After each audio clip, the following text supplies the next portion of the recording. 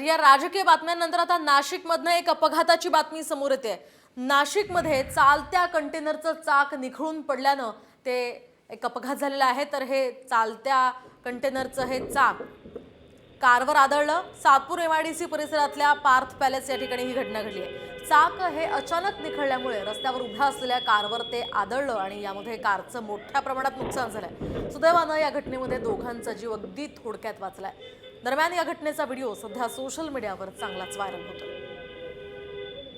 आपण पाहू शकतोय ही कार नशिबाने उभी होती, यामध्ये कोणीही नव्हतं, त्यामुळे मोठं काही घडलं नाहीये। मात्र चालत्या कंटेनरचं हे चाक अचानक निखळून पडलं आणि थेट ते कारवर आदळलेलं। जर या ठिकाणी असलेल्या एखाद्याच्या डोक्यावर किंवा एखाद्या व्यक्तीवर हे चाक पडलं असतं तर काय झालं असतं याची कल्पना न केलेलीच बरी।